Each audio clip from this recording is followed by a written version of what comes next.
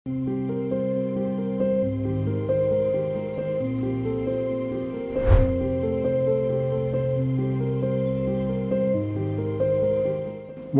այսօրվա դասախոսությունը կլինի աստղերի էվոլյուցիայի մասին, հատկապես ես կկենտրոնանամ աստղերի էվոլյուցիայի վերջին ժամանակաշրջանի վրա, երբ աստղերը փաստորեն մահանում են և ծնվում են այսպես կոչված կոմպակտ օբյեկտները։ Ես կարճ կնկարագրեմ, թե ինչպես է տեղի ունենում աստղերի էվոլյուցիան և ապա կկենտրոնանամ կոմպակտ օբյեկտների վրա։ Սովորաբար աստղագետները ուսումնասիրում են աստղերը ըստ նրանց սպեկտրալ տիպի և մեծության, բայց ֆիզիկական մեծությունները, որոնք մեզ սովորաբար հետաքրքրում են, դա լուսատվությունն է աստղի և էֆեկտիվ ջերմաստիճանը։ Այսպիսով այս երկու մեծությունները կարելի է որպես x և y առանցք ընդունել և այն դիագրամ նկարել, որտեղ յուրաքանչյուր աստղ կունենա իր տեղը ըստ իր լուսատվության և էֆեկտիվ մակերևույթային ջերմաստիճանի։ Այդ դիագրամը առաջինը կառուցել են Հերցսպրունգը և Ռասելը և այդ երկու աստղագետներ, ում անունով և կոչվում է այդ դիագրամը, այսպես կոչված Հերցսպրունգ-Ռասելի դիագրամը։ Պարզվում է, որ աստղերի մեծամասնությունը գտնվում է հիմնական հաջորդության վրա, անգլերեն main sequence, և մեր արեգակը ևս գտնվում է այդ հիմնական հաջորդության վրա։ Այդտեղ աստղերը գտնվում են բավական երկար ժամանակ, միլիոնավոր տարիներ, և այդ կարևոր է հասկանալ, թե ինչպես են աստղերը հայտնվում այնտեղ և ապա որտեղ են նրանք շարժվում և ինչպես է վերջանում նրանց կյանքը։ Դա հասկանալու համար կարևոր է ընկալել, թե ինչպես է աստղը կառուցված։ Սովորական աստղերը, ինչպես մեր արեգակը, հիմնականում կազմված է ջրածնից և փոքր քանակով ավելի ծանր էլեմենտներից, հաջորդը կլինի հելիում, կարբոն 12 և ավելի ծանր էլեմենտներ, թթվածին, նեոն և այլն։ Եվ փաստորեն հարց է ծագում, թե ինչպես են աստղերը, քանի որ իրանք մեծ մասսա ունեն, հակազդում գրավիտացիային։ Մենք գիտենք, որ ձգողականությունը կամ գրավիտացիան ձգում է նյութը դեպի կենտրոն, միշտ ուղղված է դեպի կենտրոն, դեպի մասսայի կենտրոն, և եթե արտաքին ճնշումը չլիներ, այսինքն ճնշում չլիներ, իսկ ճնշումը առաջանում է մասնիկների շարժման շնորհիվ, ապա ամբողջ մասսան ուղղակի կկոլապսվեր դեպի կենտրոն։ Բայց աստղերը ունեն ճնշում, այսինքն մասնիկները շարժվում են, նրանց արագությունները փաստորեն կինետիկ էներգիան, որը կապված է արագության հետ, բերում է նրան, որ որոշակի ուժ կա դեպի դուրս, որը հակազդում է գրավիտացիայի ազդեցությանը, որը ձգում է ամբողջ մասսան դեպի կենտրոն։ Այդ ուրեմն ճնշումը առաջանում է ջերմային շարժումից և կարելի է հարց տալ, թե որտեղից է այդ ջերմային շարժումը, որտեղից է վերցվում այդ էներգիան։ Պարզվում է, որ աստղերում այդ էներգիան վերցվում է միջուկային ռեակցիաների շնորհիվ։ Մեկ օրինակ կարող է լինել երկու ջրածինի ուրեմն ատոմները միաձուլվում են և առաջանում է դեյտերիում, կամ 4 ջրածնի մասնիկները միավորվում են և առաջանում է հելիում,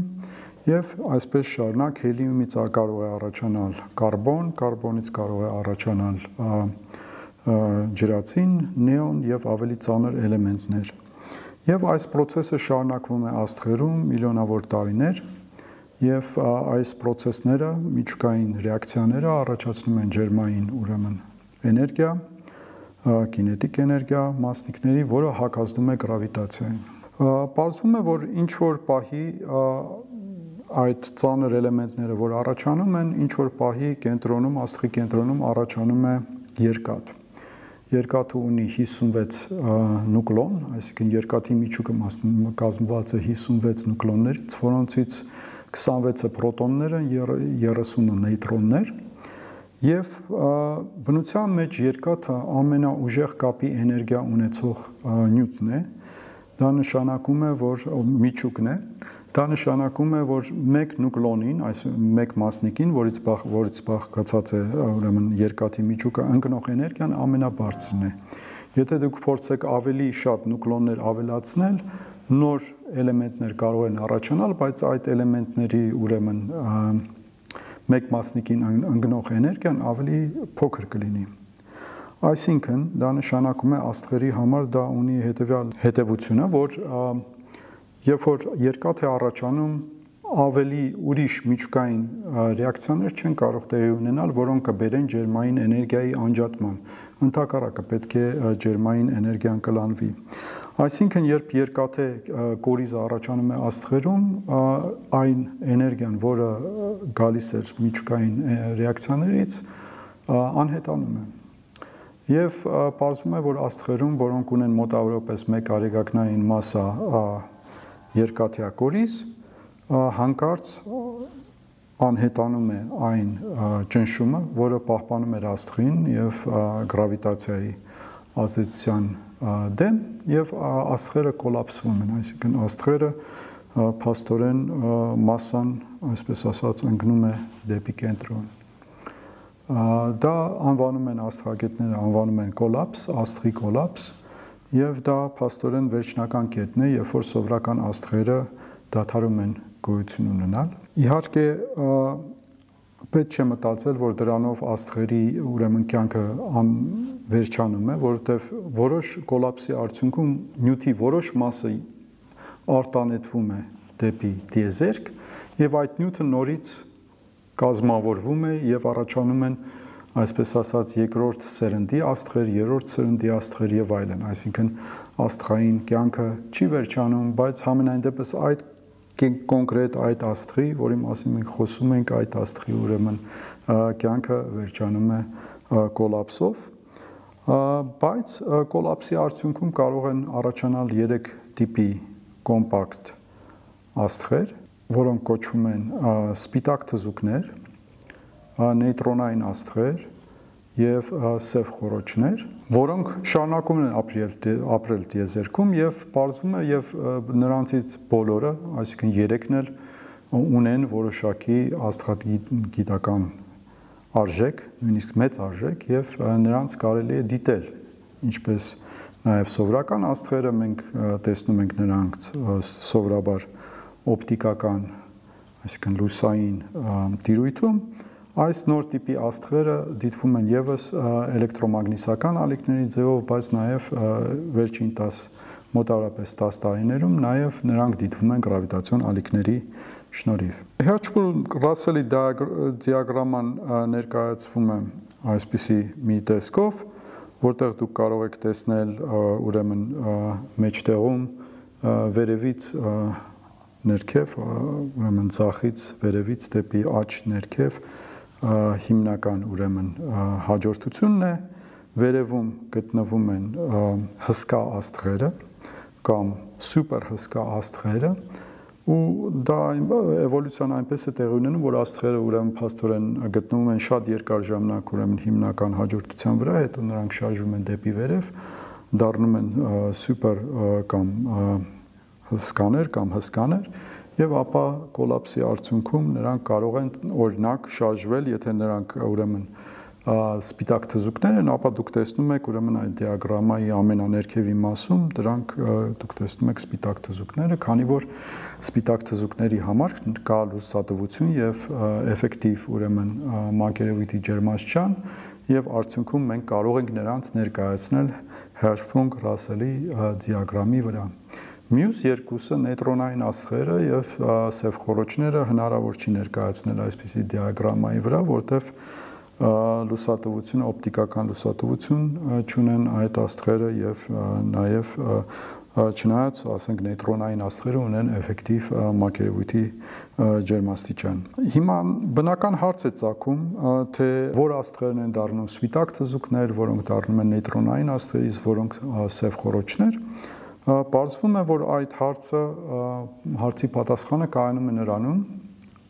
այն է, թե որքան է, այսպես ասած, մայր աստղի մասսան, այսինքն այն աստղը, որը էվոլյուցիա ապրեց եւ ինչ որ պահի կոլապսվեց, այդ պահին ինչքան է այդ աստղի մասսան, դրանով էլ որոշվում է, թե ինչ կունենանք արդյունքում, կոլապսի արդյունքում։ Մոտավորապես թվերը այսպես են, եթե 8 արեգակնային մասսա եւ մեզ շատ հարմար է ընդհանրապես աստղագիտության մեջ մասսաները աստղերի չափել արեգակի մասսայով, այսպես որպես միավոր, մասսայի միավոր ընտրել արեգակի մասսան եւ պարզվում է, եթե աստղի մասսան 8 մասսայից արեգակի 8 մասսայից փոքր է, ապա աստղը կդառնա սպիտակ թզուկ։ Եթե աստղի մասսան 8-ից մոտավորապես 35 կամ գուցե ավել, մի փոքր ավել արեգակնային մասսա է, ապա առաջանում է նեյտրոնային աստղ, եւ եթե մասսան ավելի բարձր է, քան 35 արեգակնային մասսա, գուցե մի քիչ ավել, ապա առաջանում է սև խոռոչ։ Այժմ մենք ունենք արդյունքում մենք ստանում ենք այս 3 տիպի աստղերը կամ օբյեկտները, հաճախ նրանք կոչվում են կոմպակտ օբյեկտներ, եւ ես փորձեմ ուղղակի կարճ նկարագրել, թե ինչպիսին են այդ օբյեկտները եւ ինչպես են դրանք դիտվում։ Ես ասացի, որ սպիտակ թզուկները դիտվում են օպտիկական տիրույթում, ինչպես սովորական աստղերը, եւ նրանց մակերևույթի ջերմաստիճանը կարելի է չափել այնպես, որ նրանք շատ չեն տարբերվում, ավելի քիչ են տարբերվում, քան թե մյուսները սովորական աստղերից։ Նրանց չափերը, նրանց մասսա մոտավորապես ուրեմն 1 արեգակնային մասսա է, մինչև 1.4, այս 1.4 արեգակնային մասսան հայտնի մասսա է, որը կոչվում է Չանդրասեկարի մասսա, եւ անվանված է հայտնի հնդիկ նաև ամերիկացի աստղագետ Չանդրասեկարի անունով, եւ նրանց մեծությունը մոտավորապես շարավիղը մոտավորապես 10,000 կիլոմետր է, կարող եք պատկերացնել 10,000 կիլոմետր երևի այստեղից մինչև Միացյալ Նահանգներ, այսինքն բավական կոմպակտ աստղեր են, շարավիղը շատ մեծ չի։ Նեյտրոնային աստղերը ավելի էկզոտիկ, այսպես ասած, օբյեկտներ են, նրանք մենք ենթադրում ենք, որ նրանք մենք կհանդիպենք նրանց ճառագայթումով, որը պետք է ուրեմն մոտավորապես ռենտգենյան տիրույթում լինի, բայց նրանք հայտնաբերվեցին զարմանալիորեն ռադիոտիրույթում որպես բաբաղիչներ։ Նկարի ցախ կողմում ցույց է տրված պուլսարի մոդելը, որտեղ դուք նկատում եք ուղղայաց առանցքը, դա ուրեմն սիմետրիայի առանցքն է, որի շուրջը աստղը պտտվում է, եւ կա նաեւ թեք առանցք, որը իրանից ներկայացնում է մագնիսական դաշտի առանցքը երկու բևեռներով, հյուսիսային եւ հարավային, եւ այդ բևեռներից կոնաձև ճառագայթում է տեղի ունենում, եւ այդ ճառագայթումը մենք դիտում ենք որպես պուլսացիաներ երկրի վրա։ Աջ կողմի վրա ցույց են տված այդ ռադիոալիքների ուրեմն պուլսացիաները, որոնք բավական ճշգրիտ հաճախականությամբ են հասնում մեզ, տիպիկ ուրեմն հաճախականությունները տատանվում են 100-ից 200 հերց ջահել պուլսարների համար եւ պարբերությունը մոտավորապես կես վայրկյան է։ Եվ դրանք աստղեր են, որոնք ունեն մոտավորապես 1-ից մինչև 2 արեգակնային մասսա, այսինքն մասսան շատ տարբեր չէ սպիտակ թզուկներից, բայց նրանց շարավիղը շատ փոքր է, մոտավորապես 10 կիլոմետր, 11 կիլոմետր։ Դուք կարող եք պատկերացնել, որ արեգակը, որը բավական մեծ ու ծանր օբյեկտ է, սեղմված է մոտավորապես 10 կիլոմետր շարավիղի մեջ, որը կարող եք պատկերացնել օրինակ Երևանի ուրեմն չափի մի օբյեկտ, որը ունի ամբողջ արեգակի մասսան այդ ծավալում։ Ֆանտաստիկ մեծ խտություններ են առաջանում այդ աստղերում, այդ խտությունը կարող է ավելի մեծ լինել, քան թե խտությունը ամենախիտ նյութը, որ մենք երկրագնդի վրա ունենք, դա միջուկներն են, այսինքն ատոմների կենտրոնում գտնվում են միջուկները, որոնք շատ խիտ նյութից են բաղկացած, մենք այն անվանում են միջուկային նյութ։ Նեյտրոնային աստղերի ֆիզիկան շատ հետաքրքիր է եւ բազմազան։ Նրանք դիտվում են ինչպես ասացի ռադիո ալիքներում, նրանք դիտվում են նաեւ ռենտգենյան տիրույթում եւ նաեւ որոշ աստղեր օպտիկական եւ գամմա տիրույթներում։ Դրանք տարբեր երկարության ալիքներ են, էլեկտրոմագնիսական ուրեմն տիրույթում, բայց 2017 թվականին նեյտրոնային աստղերը առաջին անգամ նաև դիտվեցին գրավիտացիոն ալիքներով։ Գրավիտացիոն ալիքները պետք է պատկերացնել այնպես, որ դրանք ուրեմն տարածության եւ ժամանակի, քանի որ գրավիտացիա ընդհանրապես ժամանակակից ֆիզիկայում տարածությունը եւ ժամանակը չեն տարանջատվում, դա մի կոնտինուում է 4 չափանի, 3 չափը դա տարածությունն է, որով մենք ապրում ենք, եւ 4-րդ չափը դա ժամանակն է, եւ գրավիտացիոն ալիքները այդ տարածության խոտորումներ են։ Եվ այդ խոտորումները դիտարկվել են, երբ պարզվում է երկու նեյտրոնային աստղեր,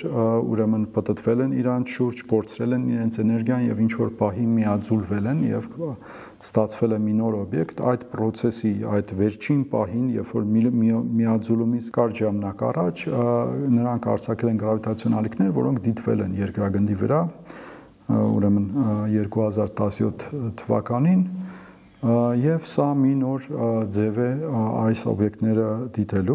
2 տարի դրանից առաջ առաջին անգամ մենք կարողացանք գրավիտացիոն ալիքներ դիտել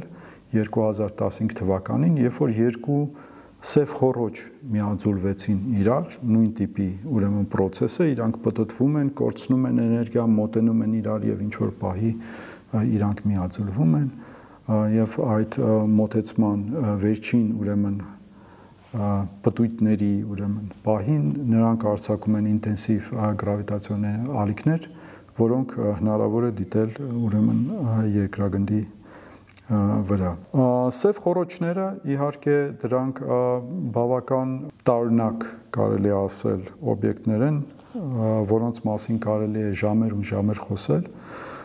Նշեմ, որ ուրեմն ինչպես ասացի գրավիտացիոն ալիքները դիտվել են 2015 թվականին առաջին անգամ ճշգրիտ 100 տարի հետո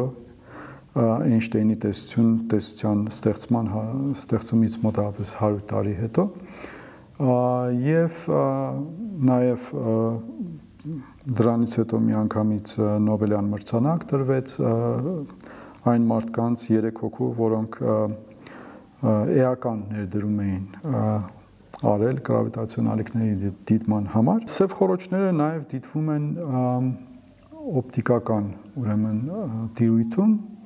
բայց ոչ թե սև խոռոչները իրանք, այլ պարզվում է, որ սև խոռոչի շուրջը սև խոռոչները սովորաբար գտնվում են գալակտիկաների կենտրոններում եւ նրանց շուրջը շատ կան աստղեր եւ ուրիշ նյութ, բայց սև խոռոչները ունեն շատ ուժեղ գրավիտացիա եւ արդյունքում այդ նյութը թափվում է ուրեմն սև խոռոչի վրա եւ սովորաբար նրանք նաեւ որոշակի անկյունային արագություն ունեն, այնպես որ այն այսպիսի դիսկ է առաջանում սև խոռոչի շուրջը, որը ճառագայթում է օպտիկական տիրույթում եւ վերջերս հնարավոր եղավ դիտել, այսպես ասած, ֆոտո անել սև խոռոչի, որը գտնվում է մեր գալակտիկայի կենտրոնում։ Այսինքն բոլոր գալակտիկաների կենտրոնում սովորաբար մեծ սև խոռոչներ կան եւ մենք գիտենք, ճանաչում ենք մեր, այսպես ասած, մեր ուրեմն ցիրկաթինի կենտրոնում գտնվող սև խոռոչը եւ այդ սև խոռոչը նկարվել էր, իհարկե ինքը սև խոռոչը սև է, բայց նրա շրջապատի ուրեմն այդ ճառագայթող նյութը հնարավոր եղավ նկարահանել շատ բարդ ձևով, փաստորեն բազմաթիվ ուրեմն հեռադիտակներ կենտրոնացել էին այդ կետի վրա եւ շատ այդ բոլոր